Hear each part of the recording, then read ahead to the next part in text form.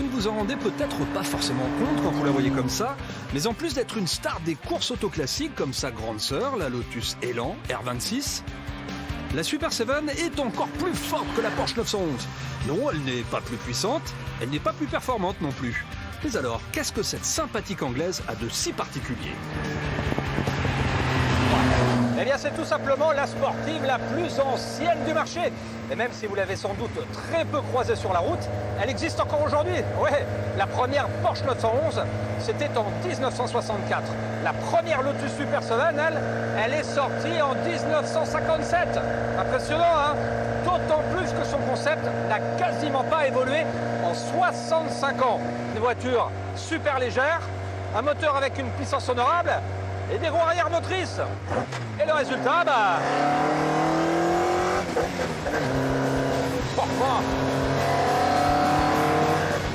c'est des super sensations au volant.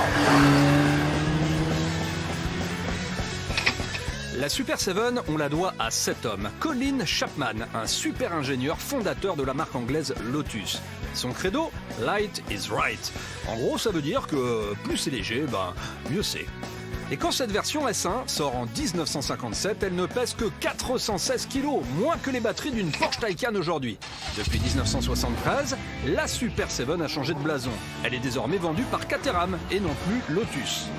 Les Lotus Super 7 sont donc les plus recherchés des Super 7.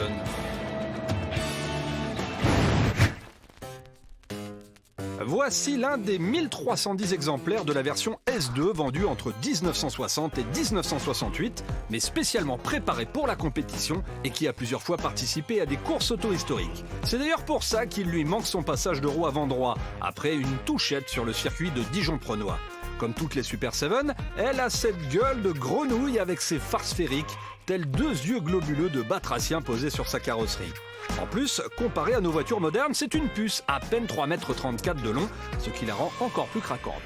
Encore plus craquante peut-être, mais pas franchement plus facile d'accès. Attention, première tentative.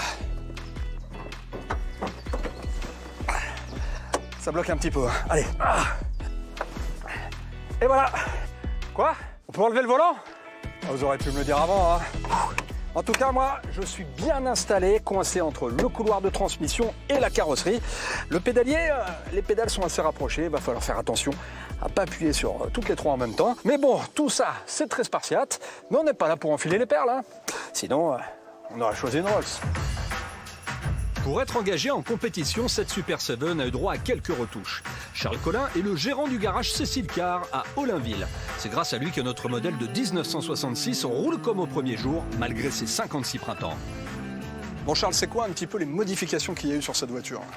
Écoute, pour commencer, un arceau. La sécurité avant tout, donc un arceau homologué FIA. Ensuite, préparation moteur, bien entendu, puisqu'on est passé du Ford Ken 1600, 95 chevaux à 140 chevaux, avec entre autres un échappement, bien sûr des meilleurs freins, et après principalement de visible l'habitacle, puisque tout a été dépouillé. Aujourd'hui, la voiture fait 450 kg. Oh là là, 140 chevaux, 450 kg. Exactement. Ah, ça commence à être sérieux là.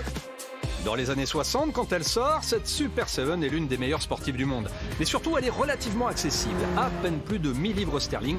Ça faisait à peu près l'équivalent de 15 000 € aujourd'hui. Même sans compter la prépa course, c'était juste cadeau. D'autant qu'en parallèle, le rapport prix-sensation n'avait aucun équivalent dans la production automobile. Au volant, cette Super 7, c'était un régal. 140 chevaux pour 450 kg, ça fait un rapport poids-puissance de 3,2 kg par cheval. Comme par exemple une Lamborghini Gallardo. Ah bah ouais là, forcément tout de suite, ça claque. Et forcément la première sensation, c'est la légèreté. Et ça c'est génial, ça met en confiance parce que j'ai pas peur qu'au bout de la ligne droite, là, les freins s'évanouissent. Voilà, tranquille.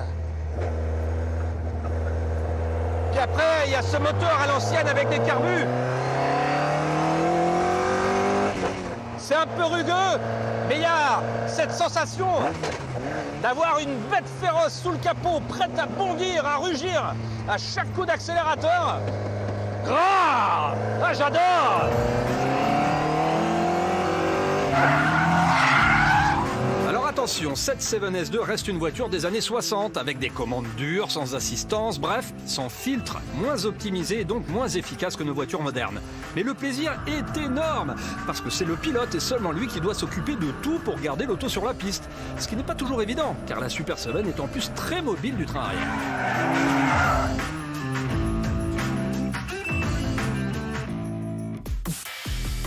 Si Lotus a abandonné la Super 7 à Caterham depuis 1973, la marque anglaise poursuit sa route avec de nouveaux modèles. Et aujourd'hui, 65 ans après les débuts de Mamie 7, voici sa descendante. Bienvenue au 21e siècle avec cette Lotus Exige. Attention, hein, pas n'importe laquelle, une version sport 380. 380, c'est simple. C'est son niveau de puissance. Oui, 380 bourrins dans cette petite caisse de 3,80 m. Sur le papier, franchement, ça a vraiment de la gueule.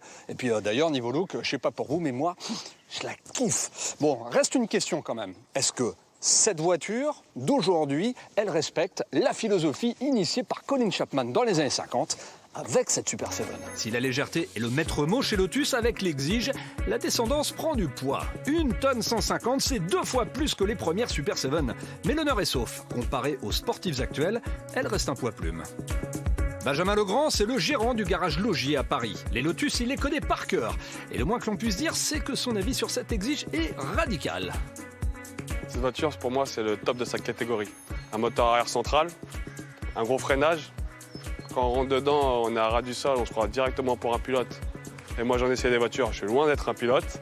On a la sensation, dès qu'on accélère, avoir un gros bruit comme ça, qu'on est le meilleur pilote au monde. Une chose est sûre en tout cas, l'accès à bord est tout aussi difficile que dans la Super 7, notamment à cause du châssis tout aluminium qu'il faut enjamber. Et à l'intérieur, l'ambiance reste spartiate, mais admirez la tringlerie apparente de la boîte mécanique. Et puis ces beaux baquets sport. Allez, il est temps de retourner sur le circuit de Dreux.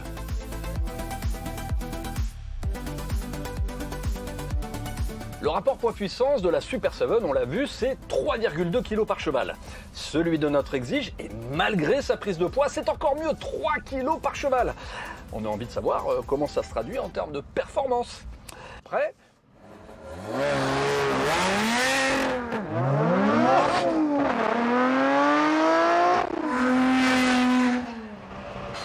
0 à 100 km/h, 4 secondes !»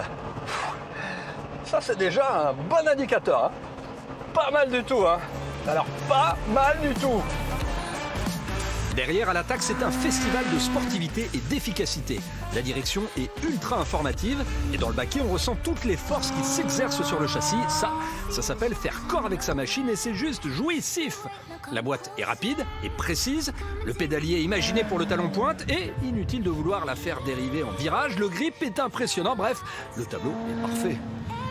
Et puis il y a aussi ce son de malade, cette musique du V6 3,5 litres Toyota.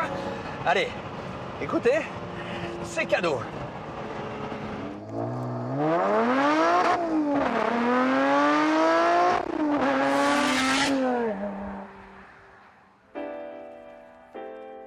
Aucun doute, la Lotus Exige est à la hauteur de son aînée, la Super 7.